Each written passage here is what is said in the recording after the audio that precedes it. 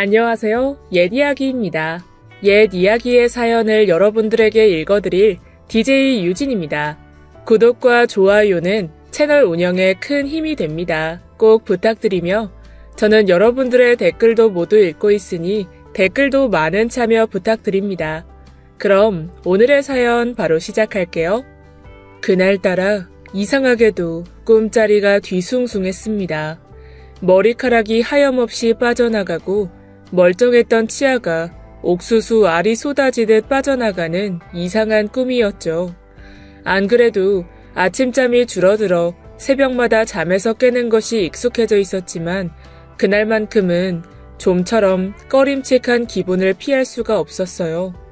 저는 작은 제 방 한켠을 차지하고 있는 낡은 화장대에 거울을 쳐다보았어요. 시집 올 때 해온 화장대는 제가 사는 집안에 가장 아끼는 물건이었죠. 커다란 거울은 궁색한 제 방을 큰 몸집에 담아 그 안에 비추는 제 모습을 한층 초라하게 만들기가 일쑤였어요. 그러나 돌아가신 친정어머니가 손수 장만해주신 혼수였기에 전 늘 윤기가 반짝반짝 나도록 화장대를 닦곤 했습니다. 화장대 거울 속 제 모습은 초췌하고 비쩍 말라 있었어요.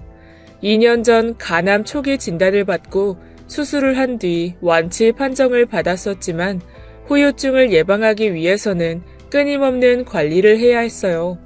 간암은 초기에 발견하기가 쉽지 않다고들 하는데 그래서인지 병원에서도 운이 정말 좋은 케이스라고 하더군요. 그나마 주변 지인을 통해 들어놓은 보험이 있어 수술비와 치료비 정도는 감당할 만큼 보험금이 나와서 참 다행이었죠. 평생 고생만 하며 살다가 이렇게 암까지 걸려 죽게 되는 건 아닌가 싶었는데 사람이 꼭 죽으란 법은 없더라고요. 60이 이제 갓 넘은 나이, 예쁘고 똑똑한 두 딸의 엄마이지만 저는 참 외로운 인생을 살아왔습니다. 두 딸이 아직 학교에 들어가기도 전 상간녀와 살림을 차려 처자식을 버리고 집을 나가버린 남편은 차라리 나간 게 다행이다 싶을 만큼 한량이었어요. 툭 하면 노름과 폭력, 수도 없는 외도로 제 속을 썩였죠. 큰 딸이 7살이 되던 해 아예 다른 여자를 만나 집을 나가버렸고 그 이후로는 저를 찾아오는 일도 애들을 만나러 오는 일도 없었어요. 전 당시에는 건재하셨던 친정어머니 도움으로 아이들을 키우며 작은 식당을 차려 먹고 사느라 젊은 시절을 고달프게 보냈답니다. 젊은 시절을 그렇게 고생했으니 이제는 좀 편하게 노후를 보내나 했더니 한갑이 되던 해 덜컥 암에 걸리게 되었어요. 그리고 그 소식을 알리기가 무섭게 노환으로 고생하시던 친정어머니도 세상을 곧 뜨셨죠. 전 오랜 세월 아이들을 돌봐주고 저에게도 정신적 지주가 되어주던 친정어머니를 잃고 저까지 암에 걸리게 되자 참으로 살아갈 기력이 없더군요. 그나마 다행인 것은 착하고 야무진 두 딸이 번갈아가면서 제 병간호를 해주고 늘 희망과 용기를 주었다는 점입니다. 다행히도 곧바로 간 절제 수술을 받은 뒤 완치 판정을 받게 되었어요. 덕분에 암 수술을 받은 지 2년이 지난 뒤 큰딸의 결혼식장에도 씩씩하게 들어갈 수 있었죠. 간암 초기에 발견하지 않았더라면 큰딸이 결혼하는 모습을 보지도 못한 채 세상을 먼저 떠났을지도 모를 일이었죠. 너 요즘 영 안색이 좋지 않다? 병원에 가서 검사 한번 받아봐. 그냥 좀 피곤해서 그런 것 같아요. 너무 걱정 마세요. 얼굴에 황달기가 가득하고 부쩍 살도 빠지고 영 못쓰게 생겼어. 마다하지 말고 어미 말 들어라. 친정어머니의 강한 촉이 작용했던 것인지 저는 모에 홀린 사람처럼 그날로 병원에 가서 검사를 받고 간암 초기 판정을 받았던 것이죠. 자칫 방치했다가 일이 커질 수도 있었던 상황을 친정어머니가 막아주셨다고 해도 과언이 아니었습니다. 친정어머니는 제 간암을 발견하도록 도와주신 뒤 바로 세상을 뜨셨던 거예요. 그런 친정어머니를 생각하며 화장대를 쳐다보고 있던 저는 다시 한번 지난밤의 악몽을 떠올리며 몸서리를 쳤습니다.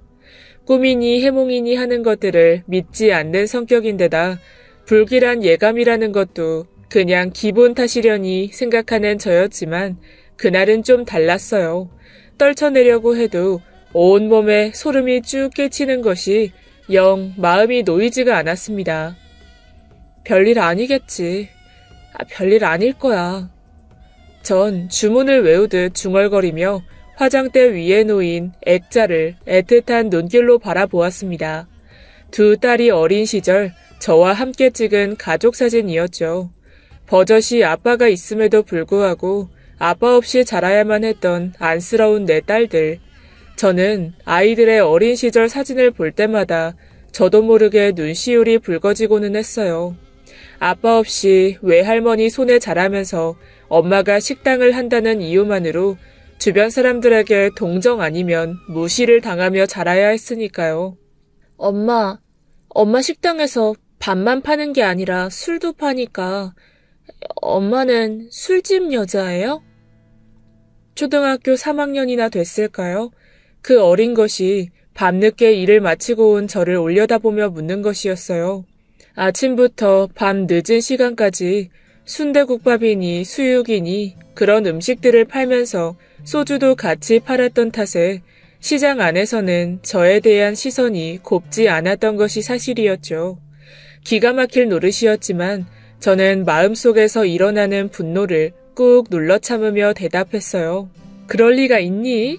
손님들이 반주 한 잔씩 하는 걸 막으면 장사가 잘 안 된단다. 맛있는 국밥 많이 팔아야지 우리 지영이 지에 예쁜 옷도 사주고 예쁜 신발도 사주지. 엄마 어디다 내놔도 부끄러울 것 없이 당당하게 사는 사람이니까 우리 딸 기죽지 마. 다음에 누가 그러거든. 우리 엄마 술집 여자 아니고 밥집 사장님이에요. 이렇게 말해. 알았지?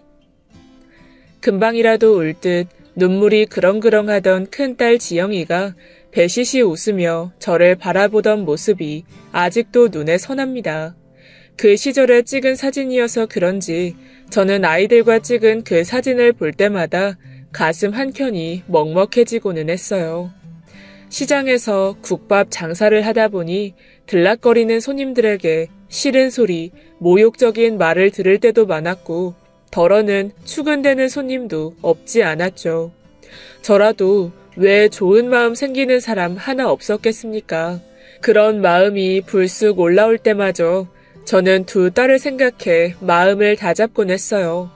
가끔은 일이 너무나도 힘겹고 두 딸과 친정 어머니까지 먹여 살리느라 온몸이 부서질 듯 고단한 순간도 많았습니다.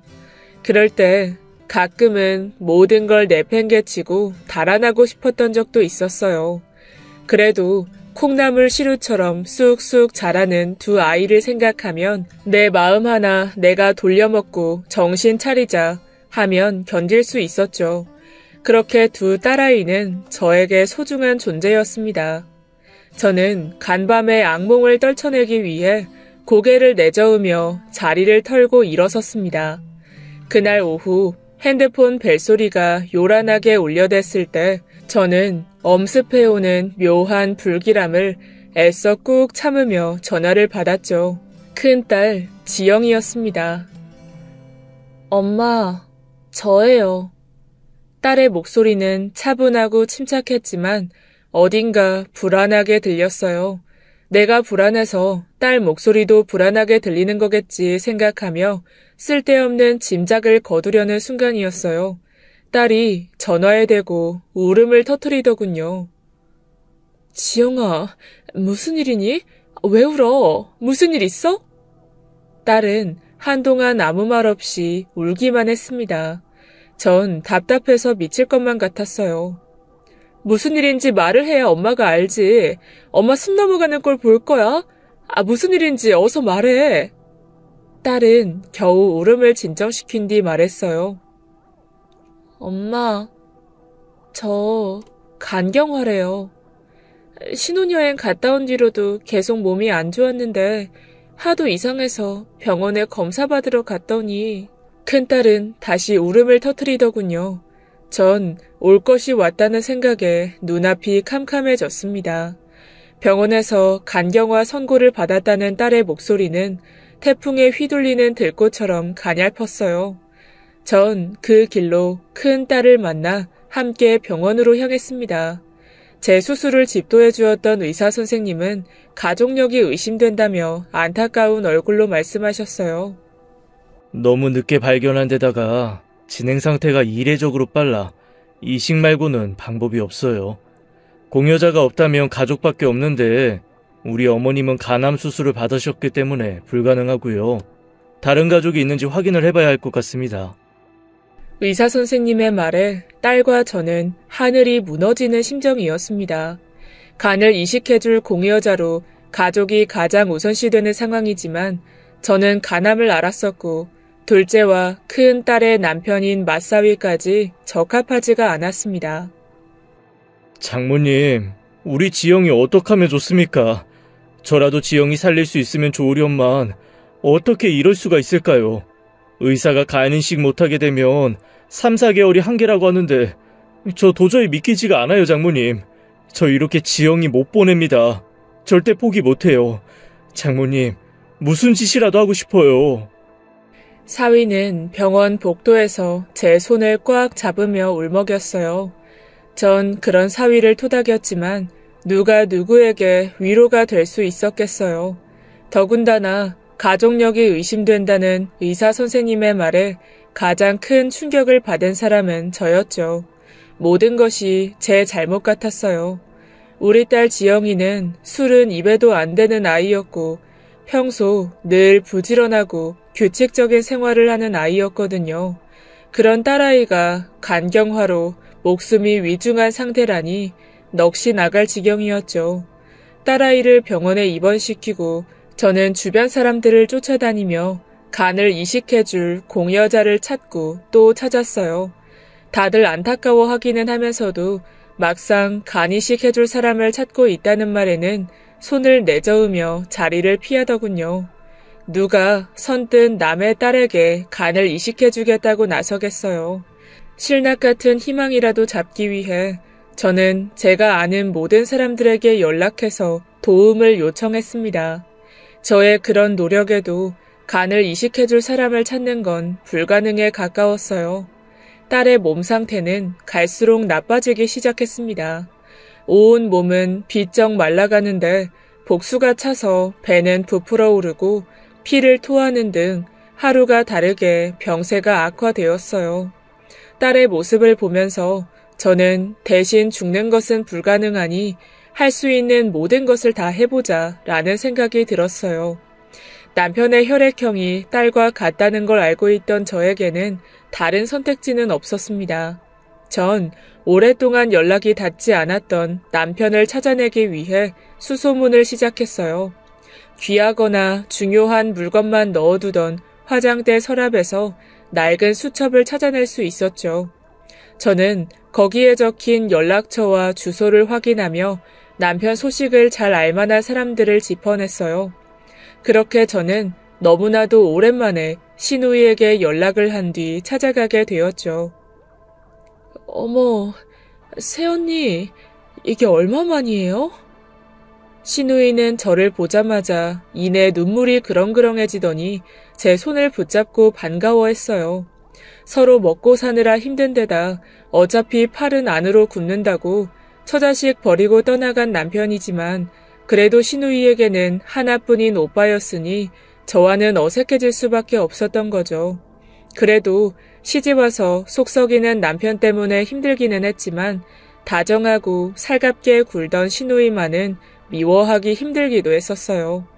다시 만난 시누이도 많이 늙어 있더라고요. 오랜만이에요. 제가 면목이 없네요.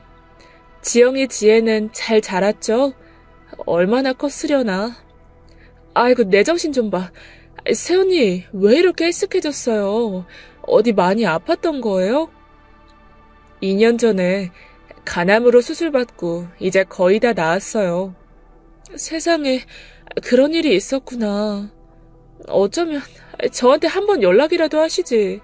뭐 좋은 일이라고 그런 걸로 연락을 하겠어요. 애들이 아팠으면 모를까.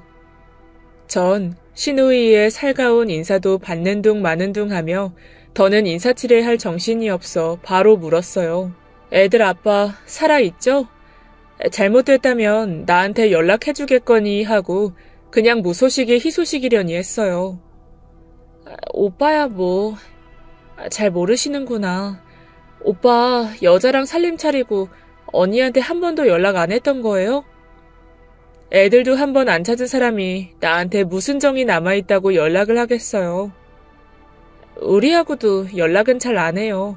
새 여자랑 살림 차리면서 아들만 둘 낳았다고 들었어요. 오빠가 친정 식구들 돈 많이 갖다 쓴 건 언니도 알 거예요. 새 여자도 우리가 가족처럼 생각하지는 않으니까 많이 서운했는지 명절 때도 안부도 없어요. 무슨 면목으로 안부를 묻겠어요. 애들 아빠는 새 여자랑 살림을 차린 이후로 시댁하고도 연락을 끊었던 터였죠. 아들을 둘이나 낳고 산다는 말에 저는 뭐라 설명할 수 없는 허망한 기분이 들었어요. 물론 그 사람이 잘못되기를 바랬던 건 아니었지만 그렇다고 어떻게 살고 있는지 구체적인 상상을 해본 적은 없었어요. 60이 넘어서도 어쩌면 마음이란 그토록 연약한 것인지 저와 아이들을 헌신짝처럼 내버리고 가버린 그 사람이 내심 야속하고 허망했어요. 혼자서 친정 어머니와 아이들 먹여 살리고 키우느라 손가락 마디가 굽을 정도로 힘들게 살아왔는데 이제는 새삼 기가 막히고 화도 나더군요. 전 시누이에게 단도직입적으로 말했어요. 우리 지영이가 많이 아파요. 간경화래요. 간이식 받아야 하는데 나는 2년 전에 간암 수술을 받아서 이식이 불가능하고 지혜랑 지영이 신랑은 검사해봤는데 부적합하다고 해요. 혈액형도 다르고. 시누이는 제 말을 듣더니 한동안 말이 없었어요. 많이 놀라고 당황한 것 같더라고요. 이내 정신을 차리고는 눈시울이 시큰한지 떨리는 목소리로 묻더군요. 지영이가 그 정도로 안 좋은 거예요? 신랑도 있다니 시집까지 간 것 같은데 세상에 그게 무슨 일이래요. 혈액형이 어떻게 되는데요? 애들 아빠하고 같은 혈액형이에요. 그럼 나랑도 다르네요. 얼마나 힘들고 고될까. 지금 병원에 있어요? 네, 한시가 급한 상황이에요. 주변을 아무리 알아봐도 지금으로선 대안이 없어요. 전 부끄럽고 말 것도 없이 시누이 앞에서 흐느끼기 시작했어요. 시누이도 제 손을 꾹 잡더니 눈물을 흘리더군요. 우리 조카 불쌍해서 어떡해. 내가 너무 무심했어요. 오빠하고도 연락 안 하고 산 지가 너무 오래되다 보니까 잊고 산 세월이 정말 너무 길었어요.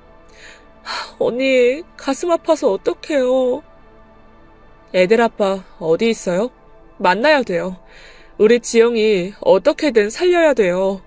그럼요, 언니. 아무 걱정하지 마세요. 오빠도 사람인데 어떻게 죽어가는 자기 새끼 외면하겠어요.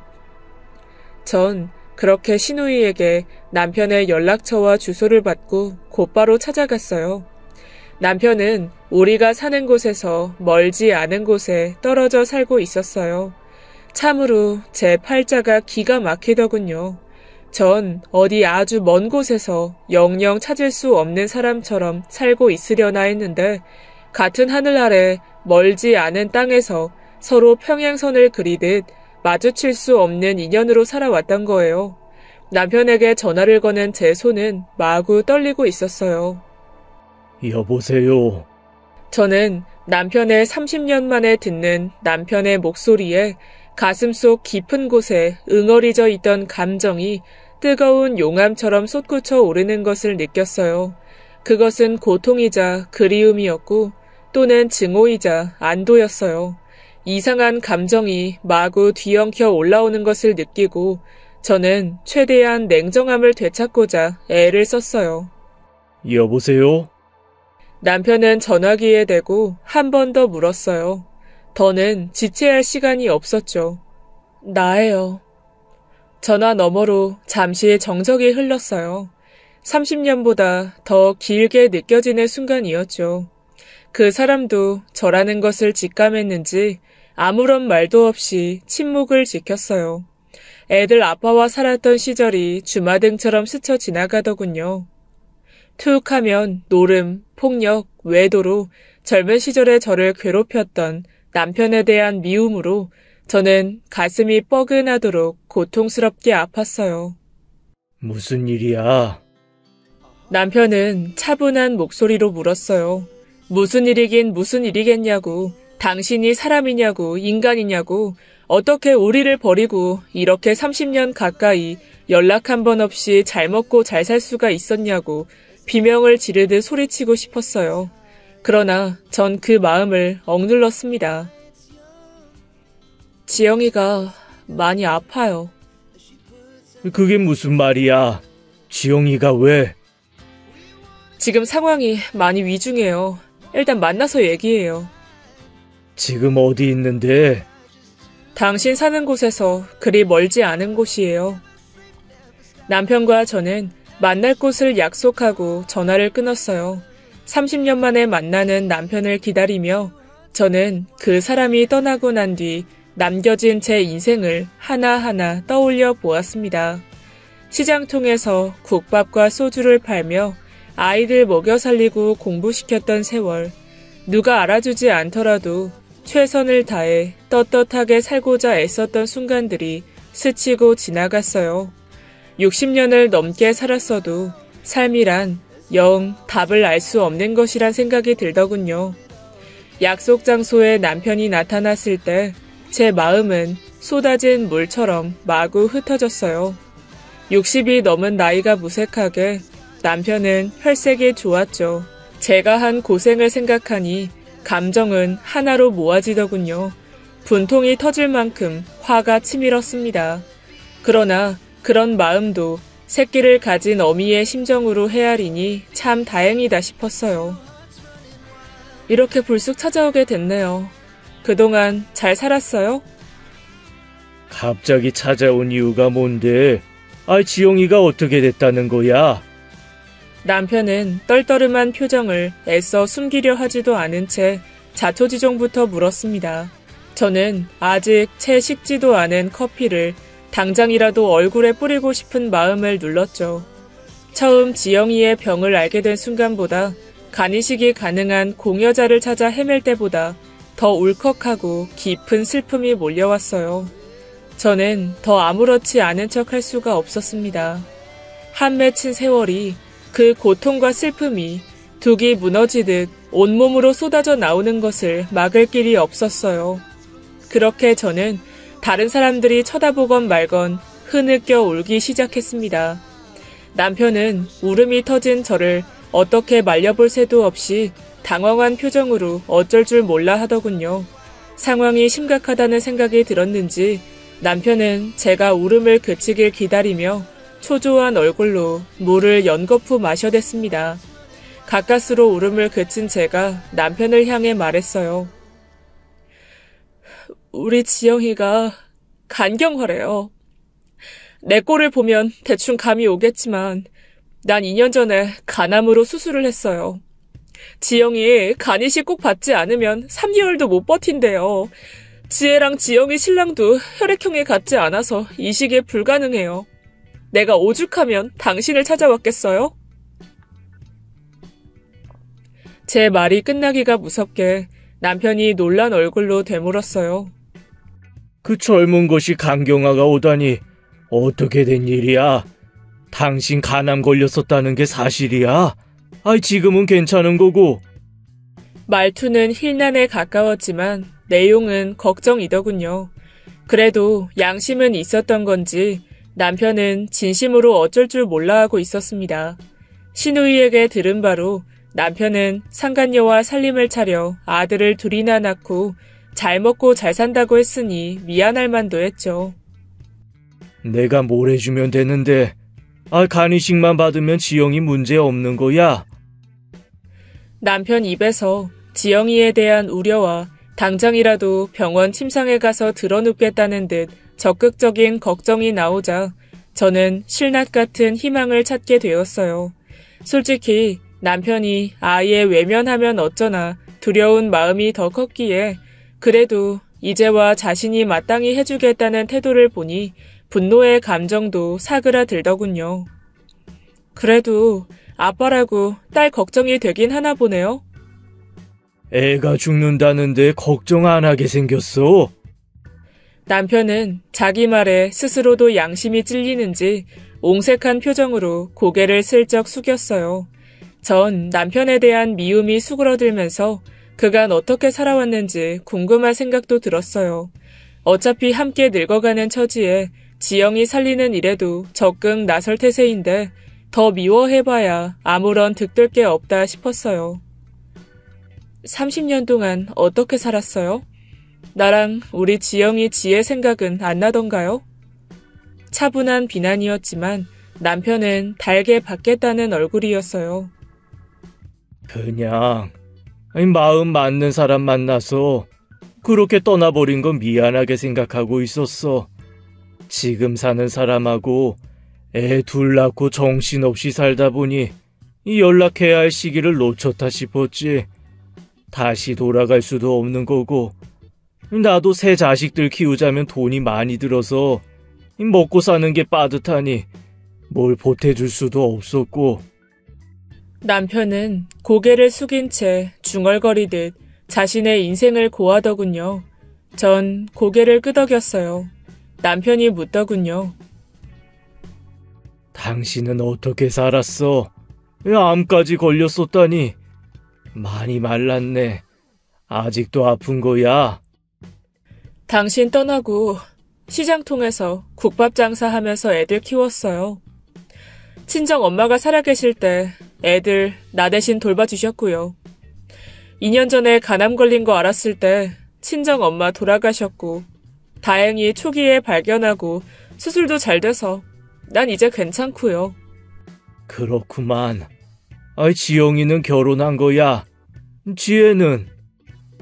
지영이 몇 달 전에 직업군인 남자 만나서 결혼식 올렸고 지혜는 직장생활 하느라고 정신이 없어요. 지영이 그 가엾은 것이 평생 엄마 도와주고 동생 같이 돌봐주면서 효녀짓만 하더니 이렇게 갑자기 아프게 돼서 내 가슴에 대못을 박네요. 남편은 더는 아무런 말도 못한 채 고개를 주걱거렸어요. 같이 사는 여자가 반대하지 않겠어요? 우리 지영이 얼굴도 본 적 없는데 자기 남자 간대 간다고 싫어하지 않을까 걱정이네요. 그런 걱정할 필요 없어. 그 사람도 자식 가진 엄마인데 당신 심정 모르겠어. 어쩐지 상간녀를 두둔하는 느낌이 들어 제 표정이 슬쩍 일그러지자 남편은 애써 시선을 회피하면서도 저를 안심시키더군요.